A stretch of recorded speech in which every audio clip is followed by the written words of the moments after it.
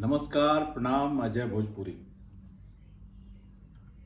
का भोजपुरी भाषा के भविष्य बा। आज के वीडियो में हमनी के जानब जा वर्तमान में विश्व में कतना भाषा सक्रिय बाड़ी सब। 2050 में विश्व के टॉप 28 गो भाषा कौन कौन बाड़ी सब। 2050 ले लगभग 40% भाषा जौन बाड़ी सब विलुप्त हो जी सब। 2115 ले लगभग 80 से 90% भाषा विलुप्त हो जी सब, भाई एकदम कम हो जी सब। 2050 में भोजपुरी कहाँ रही आ 93 साल बाद यानी कि 2115 में भोजपुरी खातिर का जरूरी रही कि बाच के रहो। का बिहारी लोग के मातृभाषा बदल रहल बा। ऐसे विषय पर अब विस्तार से हमनी के बात करब जा। एगो वेबसाइट हटे लैंग्वेज कनेक्शन। ए पर लिखल बा कि एक समय रहे अंग्रेजी बोले वाला यूरोप में मात्र जर्मेनिक ट्राइब्स रहले। आज अंग्रेजी बोले वाला लगभग 2 बिलियन से बेसी हो गई बड़े।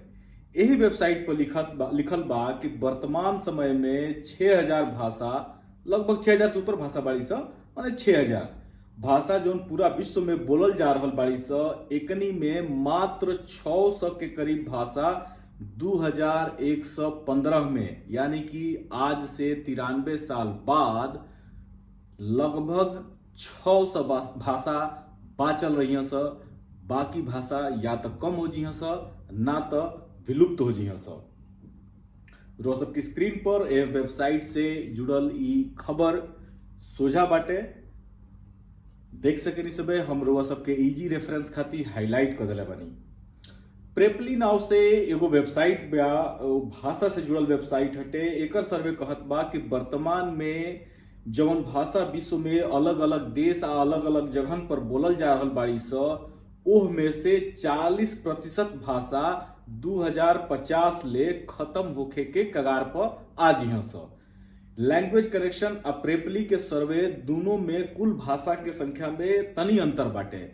जहां लैंग्वेज कनेक्शन 6000 भाषा के बात कर रहल बा, ओ जुगे प्रेपली जोन बाटे तो 7129 के करीब 7139 भाषा के बात कर रहल बा। बाकी दोनों में खास यह बाटे कि जहां प्रेपली वेबसाइट पर ही बता रहल बा कि 2050 में यानी कि आज से 28 बरिस बाद लगभग 40% भाषा में बहुत गिरावट आ जाए, चाहे ओकनी के ऊपर विलुप्त होके के खतरा रही।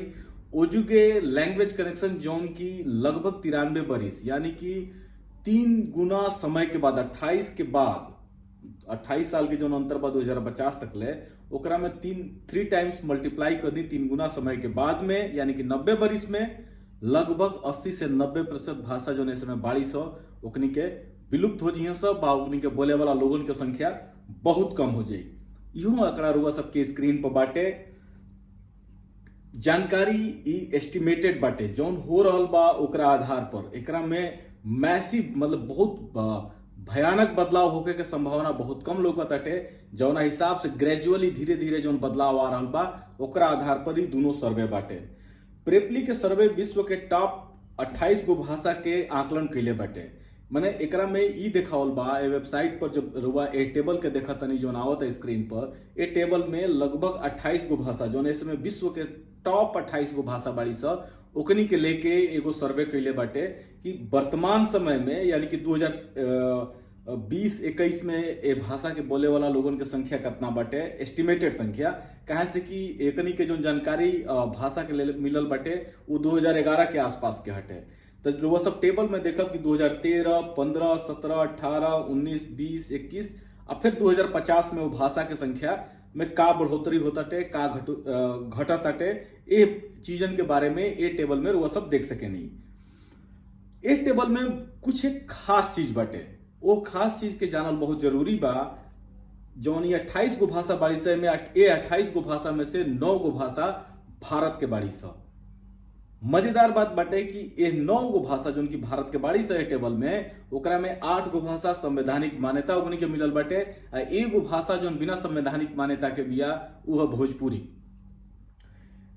यानी कि भोजपुरी भारत के 8वां नंबर के भाषा ही है, जौन की इस समय विश्व में 23वां नंबर पर भाषा देख के रूप में शामिल बिया। इस टेबल में प्रेपली के टेबल में एकरा में भोजपुरी के जौन संख्या देखावल गई बटे वो 2011 के जौन भारत के जनसंख्या के आंकड़ा रहे वही में 5.1 करोड़ के करीब करीब देखावल जा रहा बटे, और वो हिसाब से जौन एस्टिमेटेड बढ़ोतरी बटे ओकरा के देखावल जा रहा बा। तो ई वर्तमान स्थिति के लेके एगो जानकारी बटे। सर्वे के हिसाब से 2050 तक ले भोजपुरी भाषी लोगन के आधिकारिक संख्या ई क्वेश्चनेबल मार्क बटे पर, कहे से कि हमनी के जो गणना करनी चाहिए जिला के हिसाब से, तो वो हिसाब से भोजपुरी बोले वाला लोगन के संख्या, भोजपुरी भाषी जिलन के संख्या के जनसंख्या जौन बाटे, जैसे कि जिला जौना में भोजपुरी बोलल जाला चाहे भोजपुरी भाषी है, वो जिला के यदि जनसंख्या रुआ सब देखब तो उ लगभग करीब करीब 14 करोड़ के करीब आवेला। अलग अलग लोगन का अलग अलग आंकड़ा बाटे। हमार जो अपन कैलकुलेशन बा वो हिसाब से 14 करोड़ के करीब करीब भोजपुरी भाषी लोगन के जनसंख्या बाटे। बाकी होला का कि जब जनसंख्या होला उस समय में भोजपुरिया लोग जौन बाटे, बहुत लोग ऐसा बाटे जे अपन मातृभाषा जौन बा चाहे अपन प्राथमिक या द्वितीय भाषा जौन बाटे तो हिंदी के बतावेला। यही वजह से इस संख्या 5.1 करोड़ देखावल जा रहा बा। तब हमनी के बात इस समय करल बन जा 5.1 करोड़ पर। तो 2050 तक ले भोजपुरी के संख्या में बढ़ोतरी देखावल जा रहा बा। यानी कि ई एगो भाषा बिया। ऐसे तो बहुत भाषा बाड़ी से सूची में हम देखा तनी हिंदियों के संख्या में बढ़ोतरी हो रहा बाटे, बंगाली के संख्या में बढ़ोतरी हो रहा बा, मराठी पंजाबी के संख्या में बढ़ोतरी हो, पंजाबी की संख्या में घटोतरी हो रहा बा, मराठी के संख्या में बढ़ोतरी हो रहा बाटे। तो ऐसा तेलुगु के संख्या में बढ़ोतरी हो रहा बा, इटालियन बढ़ रहा बा, गुजराती बढ़ रहा बाटे, भोजपुरी बढ़ रहा बा, जर्मन घट रहा बाटे। तो ऐसे अलग अलग आंकड़ा इस टेबल में सब देख सके नहीं, स्क्रीन पर आ रहा बाटे। तो जौन भोजपुरी से जुड़ल जौन जानकारी बा, यानी कि वर्तमान पर जौन मूल्यांकन अगला 30 साल यानी कि 2050 के आसपास के होता तो भोजपुरी रही आ बढ़ोतरी होत रही। यानी कि 2050 में बढ़ोतरी होई भोजपुरी का भोजपुरी रही। बाकी सवाल बाकी का भोजपुरी भविष्य में बाचल रही, का भोजपुरी भाषा के रूप बाचल रही, एक जाने खातिर हमनी के तन की पाछा जाए के पड़ी। ऑस्ट्रेलिया के कैनबरा में नेशनल यूनिवर्सिटी के डेविड ब्रेडले के शोध पत्र पैसिफिक लिंग्वास्टिक विभाग में south east Asian linguistic series के अंतर्गत language policy, language planning and socio linguistic in south east Asia शीर्षक से एगो शोध पत्र छपल बा। ई 1985 में प्रकाशित भई रहे। इस शोध में डेविड ब्रेडले कहत बाड़े कि संभवतः भोजपुरी उत्तर भारत में हिंदी या उर्दू के बाद सबसे बेसी बोले जाए वाली भाषा है। 1971 के हिसाब से 32 मिलियन आबादी यानी कि 3.2 करोड़ लोग जौन बा ए भाषा के साहित्यिक क्षेत्र में लगभग अलग थलग देखल गईल बा। कृष्णदेव उपाध्याय के कोट कर डेविड ब्रेडले कहत बड़े कि भोजपुरी में एने कुछ समय से साहित्यिक काम बढ़ल बा। लोग निजी स्तर पर अपना ओर से भोजपुरी गीतन के संकलन कर रहल बाड़े, भोजपुरी में नाटक, उपन्यास और बाकी साहित्य लिखा रहल बा। बाकिर ई लोगन के आपन निजी प्रयास बाटे। अधिकतर गांवे रहे वाला लोग बा, गांव से जुड़ल लोग साहित्यिक काम ए भाषा में कर रहल बाड़े। डेविड ब्रेडले कहत बाड़े कि चूंकि यूपी या बिहार में हिंदी में ही पढ़ाई लिखाई आ हिंदी के ही प्रयोग होला, ऐसे अब संभव नहीं लागत कि भविष्य में भोजपुरी में कुछ बेहतर काम हो पाई।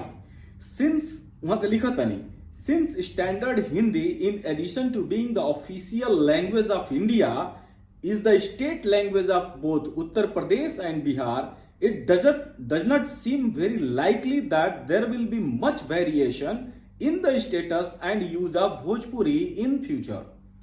आगे आशा जतावत बड़े स्क्रीन पर वह सबके जानकारी कुछ कुछ हल्का हल्का आवत हुई, वह सब देख सके नहीं। डेविड ब्रेडले के शोध पत्र में से ये जानकारी नहीं है, बाकी कहीं ना कहीं वही चीज के देखावत जानकारी बाटे।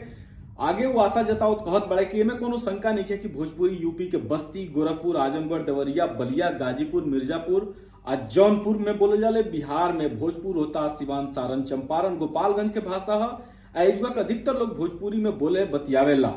भोजपुरी भारत के भोजपुरी जिला से सटल नेपाल में भी बोलल जाले। एक के बाद डेविड ब्रेडले भोजपुरिया लोगन के विदेश यात्रा मजदूर के रूप में बात करत बाड़े, ओजुगा भोजपुरी के जिया के रखे वाला प्रयास के बात कर रहल बाड़े। इहो कहत बाड़े कि मॉरिशस और सरीनाम के भोजपुरी के ढेर लगे बिया, जरी बिया, यदि फिजी आ त्रिनिदाद के भोजपुरी से तुलना कइल जाओ तो। ये पूरा लेख में बाकी में इतिहास बा, बाकी जो खास बा उ बा भोजपुरी के साहित्यिक दुर्दशा, भोजपुरी के लेके, भोजपुरी के साहित्य के लेके वहां के आकलन। एक खाली भोजपुरी भाषा साहित्य पर जाए से पहले हमनी के एगो और जानकारी देखल जाओ, जो हम की शुरू में एगो प्रश्न रुआ सबके सुझा रखले रहनी है। लाइव मिंट में 2017 में एगो आर्टिकल छपल रहे, how a Bihari lost his mother tongue to Hindi. यही आर्टिकल में एगो आंकड़ा रहे कि 2001 के हिसाब से 24% बिहारी लोगन के मातृभाषा हिंदी है। सामान्य रूप से बिहार में हिंदी मातृभाषा के रूप में ना होके के चाहिए, आज यदि परसेंटेज ऑफ एरर देखल जाओ तो 1% से बेसी ना होके के चाहिए। बाकी 24% बिहारी लोग जोन बा जनसंख्या के हिसाब से, वो 2001 के जनसंख्या के हिसाब से अपन मातृभाषा 2001 चाहे 2011 ए में तनी एगो बहस हो सकेला। बाकी 24% बिहारी लोग ई कहले बा कि हमार मातृभाषा हिंदी हटे। स्क्रीन पर हुआ सबके ई जानकारी आ जाते। अब इस सब देख ली कि 100% नॉन हिंदी वाला राज्य जौन बाटे आज के तारीख में उसका 24% लोग अपन मातृभाषा हिंदी बता रहा बड़े। तो अब ऐसे अंदाजा लगा सकेनी सब है कि आगे भोजपुरी चाहे मैथिली चाहे मगही चाहे जौन भी भाषा बाड़ी से ओकनी संगे का खतरा हो सकेला। अब बात भोजपुरी के, रुआ सबके का जाने मालूम हुई कि ना, हम पहले वीडियो में बता चुकल बानी कि भोजपुरी के संवैधानिक मान्यता के मांग संसद भवन में जे लोग कैले रहे ओकरा में पहला 5 लोग जोन बाटे नान भोजपुरिया रहे। एने 20-25 बरिस से भोजपुरिया लोग आवाज उठा रहल बाटे, बाकी ओरिजिनली जे आवाज उठौले रहे पहला 5 लोग उ लोग जोन बाटे नान भोजपुरिया रहे। डेविड ब्रेडले जब कहत बाड़े कि भोजपुरी भाषा के खास करके भाषाई स्वरूप के कोनो खास भविष्य नहीं खेलौकत, तो का वो भाषाविद के नजर से ये चिंताजनक बात नहीं खे? का ई साँच नहीं खे कि भोजपुरिया लोग अपना भाषा भोजपुरी के साहित्यिक का शैक्षिक विकास के लेके गंभीर नहीं खे? का ई साँच नहीं खे कि भोजपुरिया क्षेत्र के नेता लोग भोजपुरी के नाव पर खाली डरामा कैले बा आ डरामा करता? आज पिछले 20-25 साल में जे लोग भोजपुरी के संवैधानिक मान्यता के बाद संसद भवन में कैले बाटे, वो लोगन के का फॉलोअप बाटे वो सवालन पर? का केहू जाने की कोशिश कैले बटे? कितना बार लोग भावना के समझता बुझता ओकरा बाद फलानवा बनिए प्रधानमंत्री, तब भोजपुरी संविधान के 8वां अनुसूची में ऐसा कतने बयान हमने की आइल बा। वर्तमान समय में एगो भाषा के विकास और बढ़ोतरी आ भाषा के जियतार रखे खातिर जरूरी बा कि समाज के सोझा जवन जवन चीज बा वो हर चीजन के सोझा ले आवे के चाहिए, ओकर प्रयोग के चाहिए, उ भाषा के साहित्यिक रूप सोझा आवे के चाहिए, वो चीजन के जाने बुझे खातिर। एजुगा जवन जवन चीज क्षेत्र माने शिक्षा, रोजगार, खेलकूद, मनोरंजन, साहित्य, विज्ञान, कार्यालय, सरकारी, गैर सरकारी, कोर्ट कचहरी, हर जगह यहाँ तक कि पूजा पाठ तक ले वो भाषा के प्रयोग होके के चाहिए। इंटरनेट से लेके जमीन तक ले वो भाषा में काम होके के चाहिए। वो भाषा के प्रयोग यदि एक कुल चीजन में नहीं होत तो वो भाषा गते गते खत्म होके लगी। भोजपुरिया लोगन के ध्यान रखे के चाहिए। बाकी तो जोन बात तोन बढ़ले बा, हाँ एने भोजपुरी साहित्य के नाव पर कुछ किताब आ रहल बाड़ी स, बाकी रू में अधिकतर किताब कंजास बाड़ी स। तो इहो ध्यान रखे के बाटे कि जवन आज के तारीख में लिखा रहल बाटे वो वर्तमान खातिर कम लिखा ताटे, भविष्य खातिर ज्यादा लिखा रहल बा। आज हम जब भोजपुरी के किताबिन के बात करेनी तो हमरा लगे पिछला 25, 30, 40, 50, 60, 70 साल के वो किताब बाड़ी स जौन अपने आप में भोजपुरी साहित्य के गोट उदाहरण के रूप में बाड़ी स। यदि हमनी के आज किताब लिखत आनी जा तो यह बात के ध्यान रखे के चाहिए कि जौन किताब लिखा तारी स वो कम से कम ऐसा होके कि आवे वाली पीढ़ी के एगो बढ़िया मैसेज, एगो बढ़िया स्वरूप भोजपुरी के रख सके। यदि आज निमन पुरसाई जैसे कि पहले निमन पुरसाई बा, हमनी के अगर आके वो किताबिन के बारे में बात कर रहल बानी जा तो आज निमन पुरसाई, तो भविष्य में जौन भोजपुरिया लोग गई हैं 2050 में जौन संख्या बढ़ती है भोजपुरी के, संभवतः आज के रुआ लेखनी के आधार पर ई लोग भविष्य खातिर बेहतर कर पाई। कौनो चीज के बदले में समय ना लगेला, बिल्कुल आराम से बदलेला, धीरे धीरे बदलेला।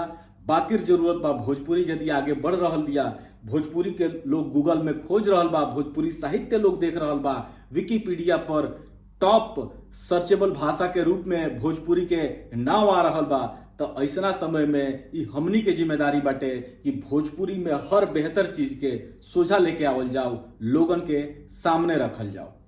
तो आज यह विषय रहल हटे, हमरा लागल कि एगो जरूरी विषय बाटे रुआ सब संगे बात करे खातिर। हम फिर कोनो न कोनो विषय के लेकर हाजिर होखब, हम फिर कोनो न कोनो भोजपुरी किताब के लेकर रुआ सबके सोझा हाजिर होखब। तब तक हमरा के इजाजत दी। प्रणाम, धन्यवाद, जय भोजपुरी।